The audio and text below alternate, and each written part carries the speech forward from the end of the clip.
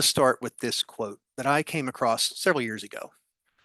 And I was having this kind of internal debate and talking to some colleagues that do these things and teach these courses and for whom I have a lot of respect about the relationship between emotion and reason and perspective. And my background is in classical languages and literatures as an undergrad. And I also have took a lot of courses, did a lot of study in linguistics, 4 years of Latin. Then I was also an English ed major. So that's my background, and that matters because you kind of see what I'm really interested in, where I really go with things. Some teachers do that, they feel that way. Some people aren't always like that. But you're going to see a lot of that come out in what we look at today. But Unamuno says, against emotional values, arguments have no power. Now that as a statement itself, just at that comma, is significant. And then he goes into the cause effect, because arguments are only arguments. In other words, not even truths. So there's so much that we could unpack here about truths, about arguments. But the real power of this is in this first clause. Against emotional values, arguments have no power. So there's been a lot made in the last 10, 15 years about truth, social media and news. What is truth? How do we get to perspective? Now, this is not something new. These are things that people have been talking about for a very long time. There's a great essay by Annie Dillard and some others, great essays by Annie Dillard and some others coming out of the 90s, looking at these sorts of things with the growth of the 24-hour news cycle. I think it was Annie Dillard.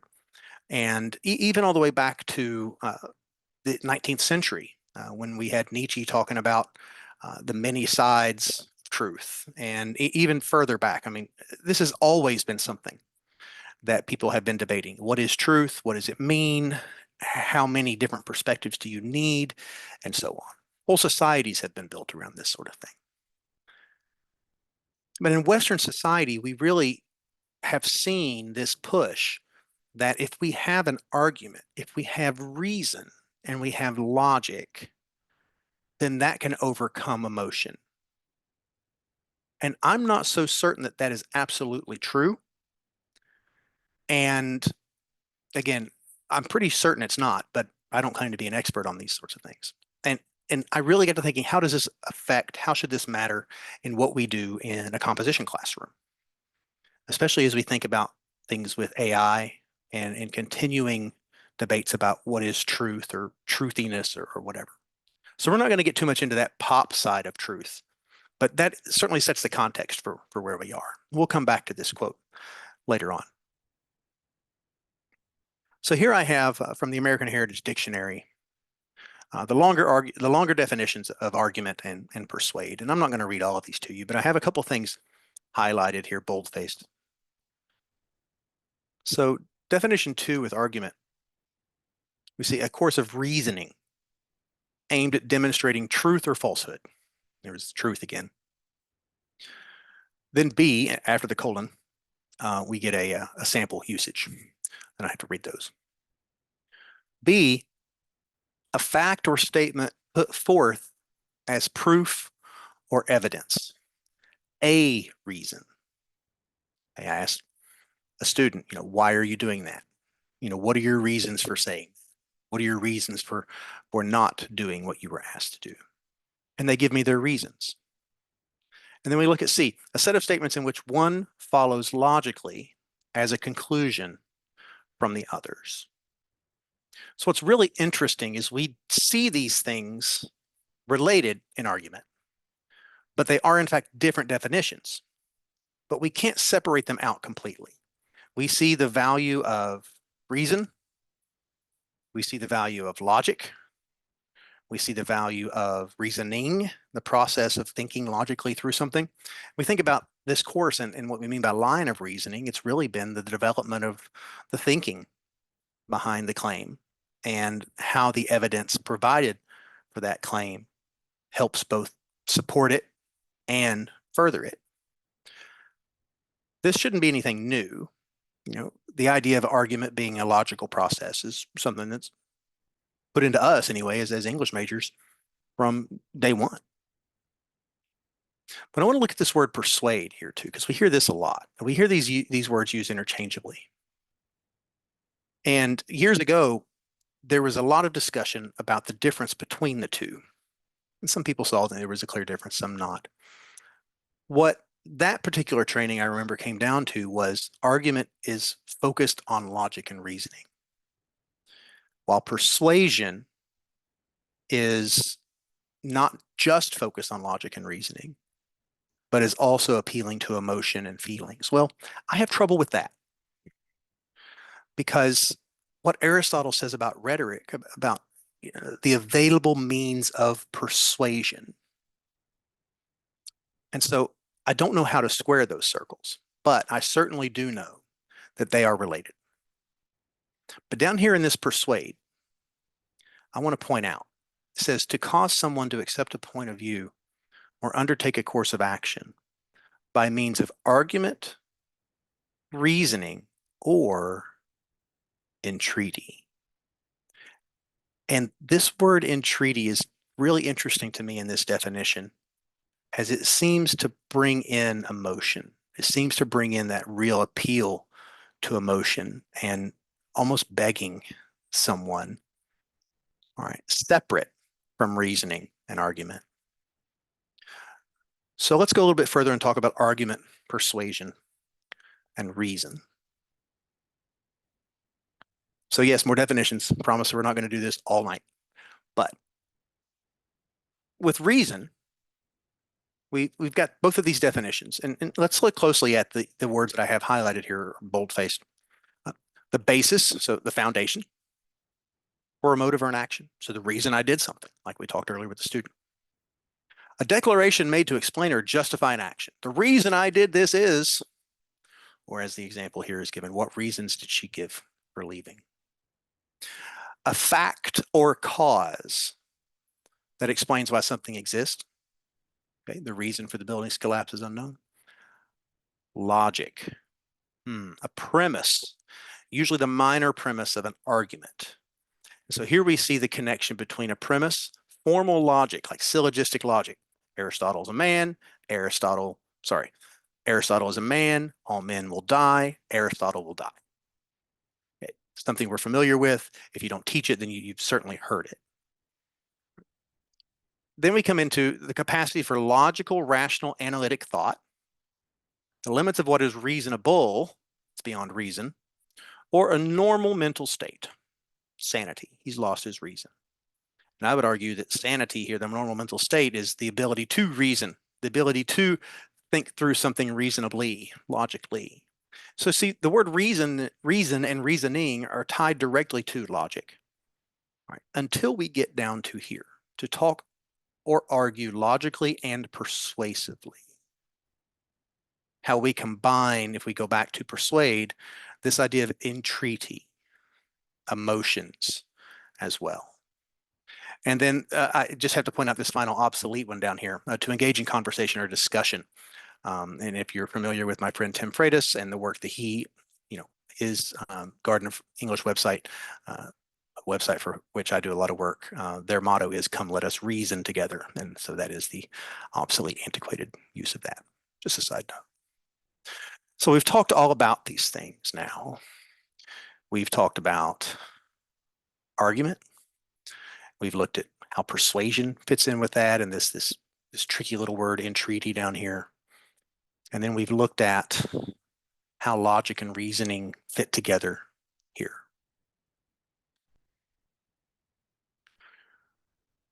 We would like to tell our students that reasoning and logic develop the most effective arguments.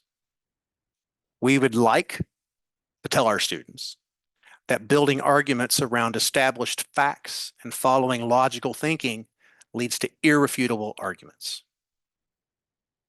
However, this ignores how complex human emotions often affect what people see as reasonable and what they accept as facts. This also ignores how our own emotions affect what we see as reasonable and what we accept as facts.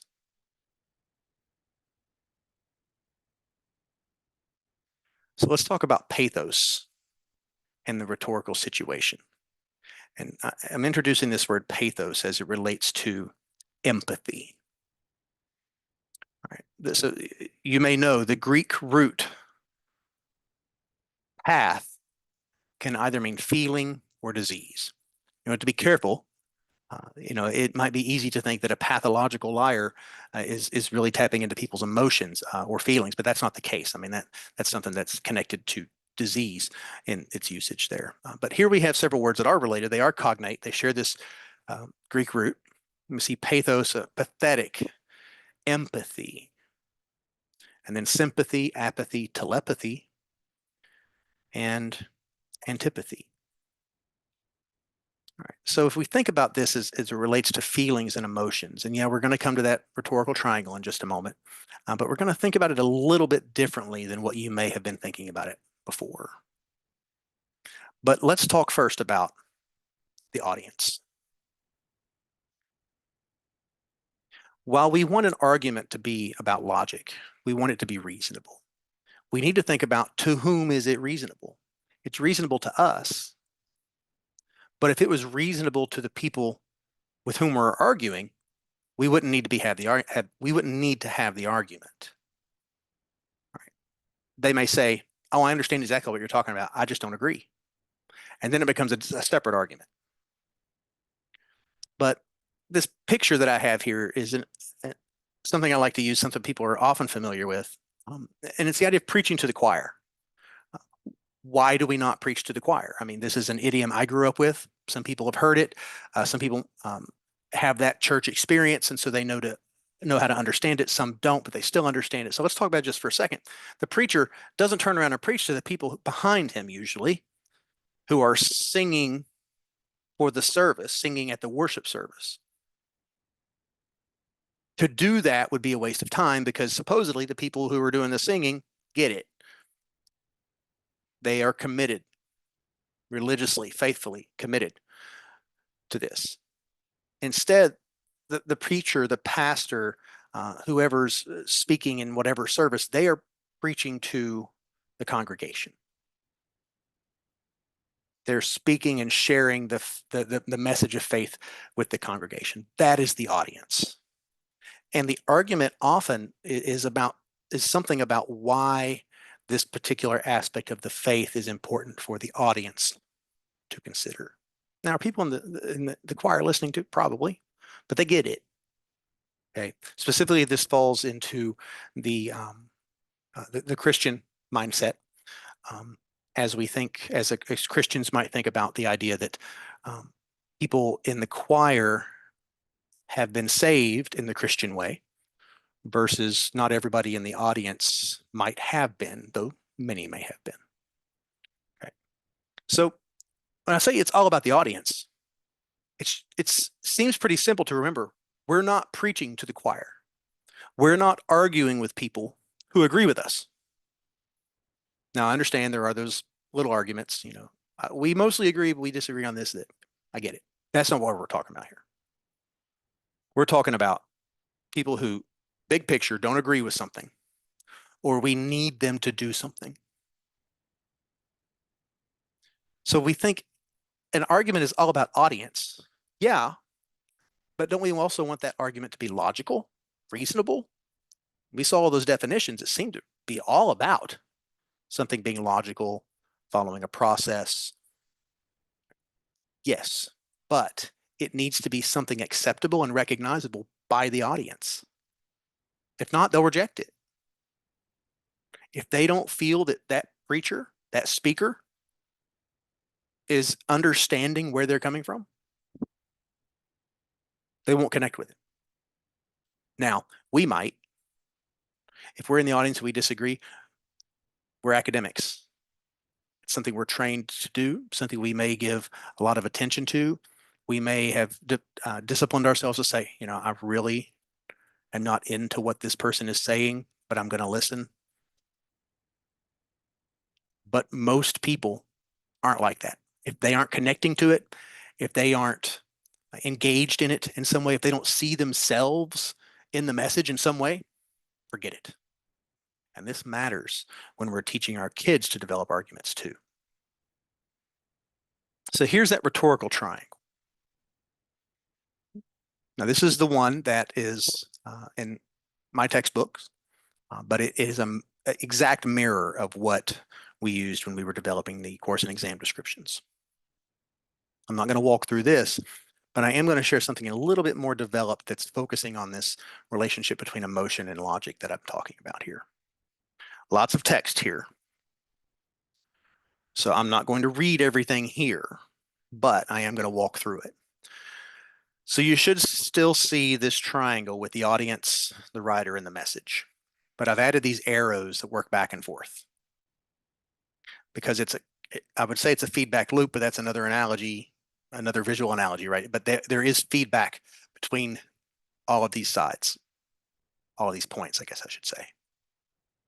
The feedback between all of the points of the rhetorical triangle in this example relates directly to the emotions and values of the audience. So the writer, I explain it here. I explain it here in text. I'm just going to say it. The writer must be in tune with what the audience cares about and values so that the choices the writer makes about who he or she is can be clearly communicated so that the audience develops that trust in them. Because the audience needs to trust the writer, especially if they know it's a person who doesn't agree with them. It could be speaker, it could be sender, whatever. In this case, I did writer because we're talking about a composition course. The writer, in turn, has to make certain choices in the message, not just about why people should trust them, but also about connecting to the values and emotions of the audience. So the choices the writer makes in the message directly affected by that audience. And I will read this part because the writer must balance what is needed to further the purpose while also appealing to the audience.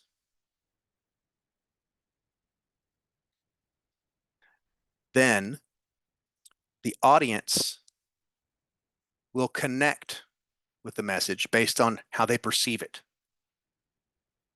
If they see that it is engaging them, they see themselves in it, they understand this person is talking about me. This person understands me. This person has listened. I don't agree with this person all the time. I may not even like that person, but I recognize that they are trying to develop a message. They're trying to include things that relate to me. And then we have context up here because it's important for everyone to remember that nothing happens in a vacuum. Nothing happens in a vacuum. All situations are emotionally charged in some way. It's difficult when we're teaching a composition class to get students to recognize that because they're often writing cold, non-responsive, or I lost my word here. They're often writing these cold, non-responsive prompts that they are really not purposefully engaged in. Okay. And that's difficult. That's where writing for the community, portfolios, other things come into matter, but that's a different discussion. So we see ethos, pathos, and logos here. And these things may be familiar to you, probably familiar to you. They're not in the course and exam description for AP language anymore for a number of reasons. I'm happy to talk about that if you'd like, but the ideas of them are often ethos, we relate to ethics.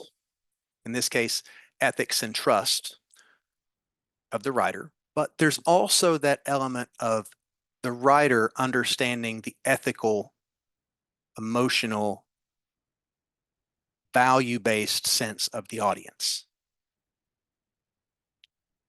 Just like logos, we often think of as logic or reasoning because of the sharing that word log at the beginning, just like with logical. But logos also means word. And so we can think of it as the words or the language chosen by the writer because of the way that works with the emotions of the audience, the feelings of the audience. And Aristotle knew this too. Aristotle writes about these things.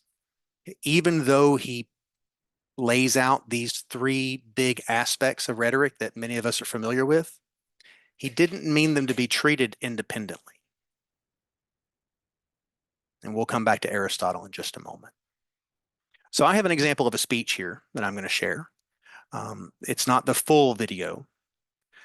This is a speech by former President George W. Bush that he gave not on 9/11. It was a week after 9/11 at the Islamic Center.